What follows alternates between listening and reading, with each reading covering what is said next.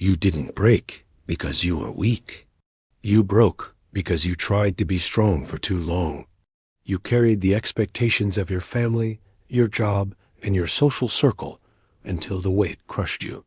This is the biopic of the moment the high achiever ran out of fuel. If this sounds like your story, then you know the exhaustion that comes from constantly chasing perfection. You've lived it. You felt the pressure to be the best, to never make a mistake, to always exceed expectations. But at what cost? Today, we're pulling back the curtain on perfectionist burnout, exploring why it happens and how we can find a healthier, more sustainable way to live. Let's talk about something I call the performance trap. This is the dangerous belief that our value as a person is directly tied to our latest achievement. Got the promotion? You're worthy. Nailed the presentation? You're valuable. Your project was a huge success? You're loved. But what happens when you don't win? What happens when you face a setback or just have an average day? For a perfectionist, this feels like a fundamental failure of self. The inner critic goes into overdrive, telling you that you're not good enough, that you've let everyone down. This cycle of tying self-worth to external validation is a treadmill you can never get off of. There will always be another mountain to climb, another goal to hit. The finish line keeps moving. This isn't ambition, it's a cage. It forces you to operate from a place of fear of failure, fear of being seen as anything less than perfect. You start saying yes to everything, taking on more than you can handle, because you believe that's what it takes to prove your worth.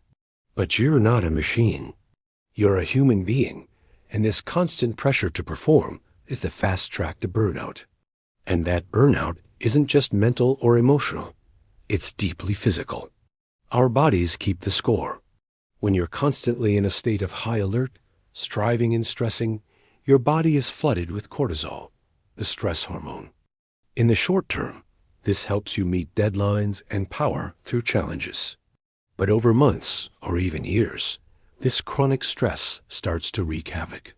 It can show up as constant fatigue that no amount of sleep can fix. You might get tension headaches that feel like a clamp around your skull, or experience digestive issues like stomach pain and indigestion. Maybe your immune system feels shot and you're catching every cold that goes around. For many, it manifests as insomnia.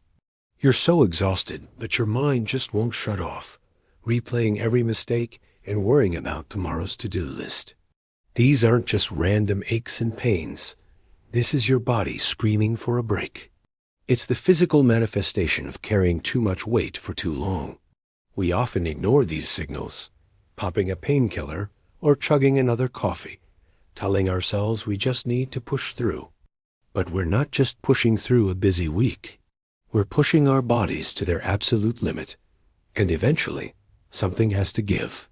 Recognizing that your physical health is directly linked to your mental state is the first step toward healing.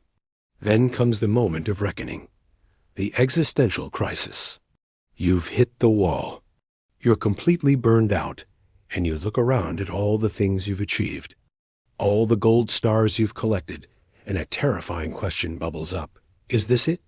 You realize you've been so focused on what you should be doing, what your parents, your boss, or society expected of you, that you completely lost track of what you actually want. Who are you without the job title, the accolades, the perfect image? The silence that follows that question can be deafening. You might feel a profound sense of emptiness or disillusionment. You've climbed to the top of the ladder only to realize it was leaning against the wrong wall. This is a painful, disorienting experience, but it's also a critical turning point. It's the moment the facade of perfection cracks wide open, creating an opportunity for something real to emerge. It forces you to confront the fact that you've been living a life scripted by others. You might not even know what brings you genuine joy anymore, because joy was never the goal. The goal was achievement. This crisis isn't a sign that you're broken. It's a sign that you're waking up. It's an invitation to rediscover yourself, not as a high performer, but as a whole person. So, how do we move forward? How do we break free from this destructive cycle? The answer lies in trading one standard for another. We need to let go of perfection and embrace a new standard: authenticity. Authenticity isn't about being flawless. It's about being real. It's about showing up as you are, with your strengths and your weaknesses, your successes and your failures. It means learning to say no to things that drain you, even if it disappoints someone. It means celebrating effort instead of just outcomes. It's about being okay with good enough instead of relentlessly chasing an impossible perfect. This shift is not easy. It requires courage. It means being vulnerable and admitting you don't have it all together. But the freedom on the other side is immeasurable. When you start living authentically, you connect with people on a deeper level. You build a life that is aligned with your true values, not someone else's expectations. You find joy in the process, not just the destination.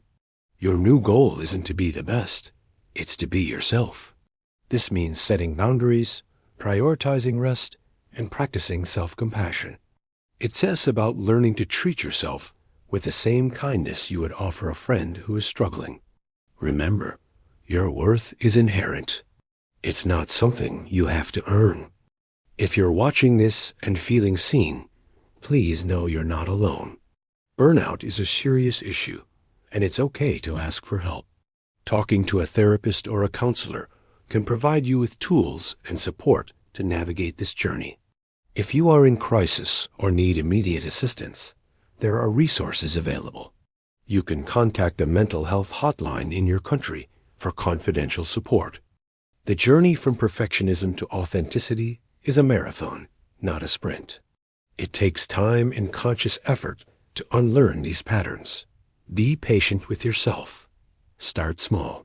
Maybe today you let one small thing be imperfect.